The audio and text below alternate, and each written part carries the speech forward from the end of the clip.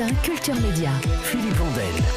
C'est un communiqué qui date du 9 avril dernier, communiqué qui s'inquiète du traitement de l'information partant de coronavirus. Le titre, un président qui préfère la communication à l'information. Voici un extrait. Cette crise sanitaire est une épreuve pour la démocratie.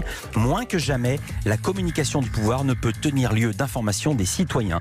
Ces mots sont signés par l'association de la presse présidentielle qui regroupe les journalistes chargés de couvrir les déplacements du président de la République, Emmanuel Macron. Pour en parler, nous sommes avec Alison Tassin, elle est vice-présidente de l'association de la presse présidentielle. Bonjour. Bonjour. Votre communiqué est intitulé « Un président qui préfère la communication à l'information ». Ce sont des termes assez durs. Quels sont les éléments qui étayent ce titre ? Ce communiqué, il a fait suite à un déplacement du président de la République justement le 9 avril dernier au CHU du Kremlin-Bicêtre, un déplacement auquel la presse n'a pas été conviée, un déplacement qui s'est donc fait sans journalistes. Et pour nous, le président étant un personnage public, aucun de ces déplacements publics ne peut se faire sans la présence de journalistes pour pouvoir rapporter les faits. Vous voulez dire que c'est une sorte de règle non écrite ? C'est une règle non écrite, mais c'est une coutume. Et depuis très longtemps, les journalistes assistent au déplacement du président de la République. Ça se fait parfois en format restreint, ça on peut le comprendre, particulièrement dans cette crise où le président visite des hôpitaux. Il y a évidemment des distances à maintenir et on ne peut pas être 20-30 journalistes dans la République en temps de coronavirus, mais on a des systèmes qui existent lorsqu'on doit être dans des formats plus restreints qui s'appellent des systèmes de pool, où on peut avoir un journaliste représentant chaque type de média, presse écrite, télévision, radio, agence, qui rapporte ensuite aux autres une seule caméra par exemple qui capte et qui retransmet aux autres journalistes.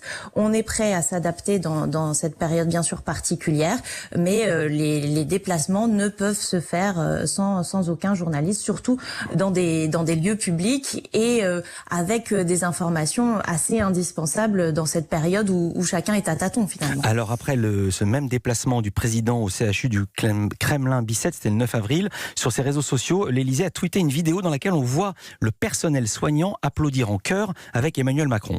Est-ce qu'on peut s'applaudir comme le soir les fous, les gens?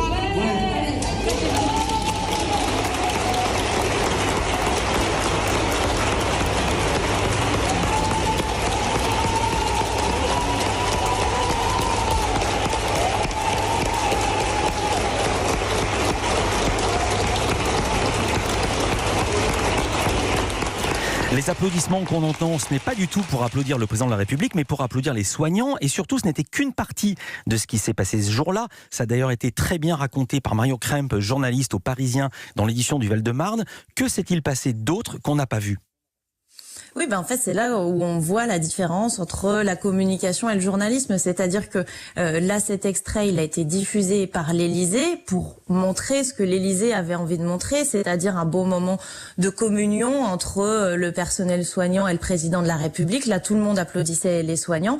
Mais ce qu'a très bien rapporté le papier du Parisien, c'est qu'en effet, cet échange, ces applaudissements faisaient suite à des échanges avec le président de la République sur des conditions de travail dans l'hôpital, sur les mois de grève et plus généralement sur le malaise qui peut régner dans l'hôpital. Et ça, effectivement, l'Élysée n'en a pas fait état. Et si un journaliste avait été présent, il aurait pu rapporter ces échanges. Oui, parce que si je suis bien informé, il a même été invectivé par une soignante, une syndicaliste CGT, c'est ça ? Oui, tout à fait. Le même jour, il y a eu la visite surprise d'Emmanuel Macron au très controversé professeur Raoult à Marseille. C'est celui qui défend le traitement à base de chloroquine. Est-ce que les journalistes avaient été conviés ? Parce que moi, j'ai pas vu les images de la réunion. Non, tout à fait. Ça a été dans la même journée. En réalité, le déplacement du président de la République à Marseille s'est aussi fait sans journalistes. Et parfois, l'Élysée nous met en avant le fait qu'il peut y avoir des problèmes de place, par exemple. Mais ce jour-là, par exemple, à Marseille, la photographe du président de la République était présente à ce déplacement. Et donc, il y a eu aussi des images, encore une fois, fournies par l'Élysée, là où un journaliste journaliste est plus indispensable, surtout en ces temps de crise, que peut-être la communication du président. En tout cas, le nombre de personnes autour du président ne peut pas être un argument valable pour nous. Vous restez avec nous, Alison Tassin. Je rappelle que vous êtes vice-présidente de l'association de la presse présidentielle. On a encore plein de questions à vous poser sur l'information telle qu'elle est, non pas mise en scène, mais quand même montrée ou tolérée par l'Élysée. C'est dans Culture Média, c'est juste après ça.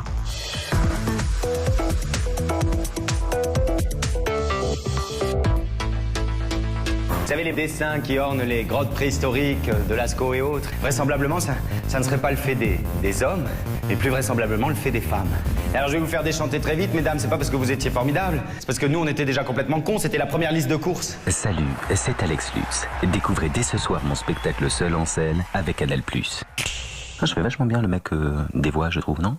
Comment on dit, voxiste, voiciste, voyiste? Banque Populaire, toujours aux côtés des entrepreneurs.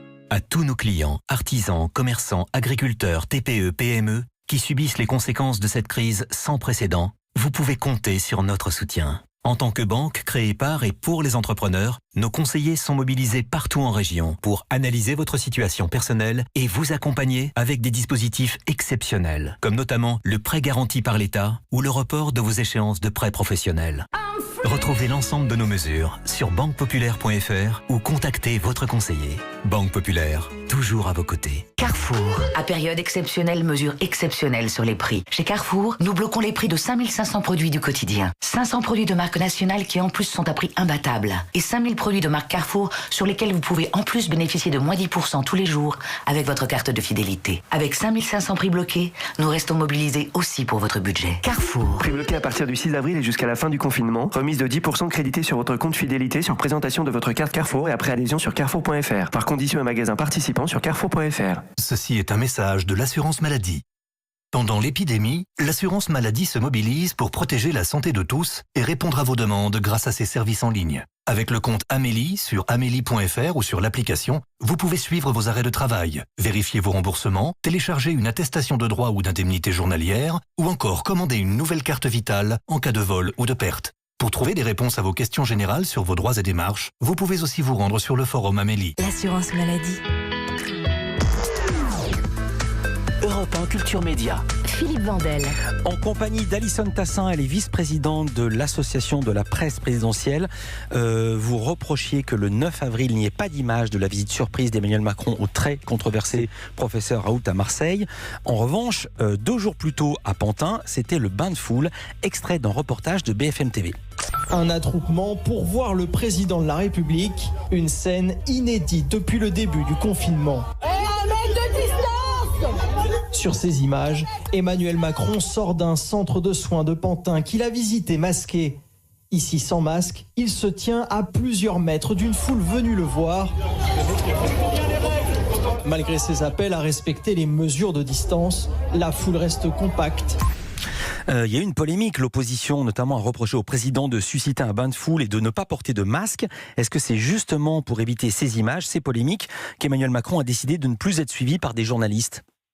Alors écoutez, ça je peux pas vous l'affirmer parce que je ne suis pas dans les petits secrets de la communication des communicants de l'Élysée, mais on sait que ces images n'ont pas plu du côté de l'Élysée parce qu'évidemment ça montrait un mauvais exemple. Mais là encore, le fait que la presse soit présente était indispensable puisque nous-mêmes pour TF1 et LCI, nous avions un reporter aux abords qui a permis de filmer justement cet attroupement et ce bain de foule.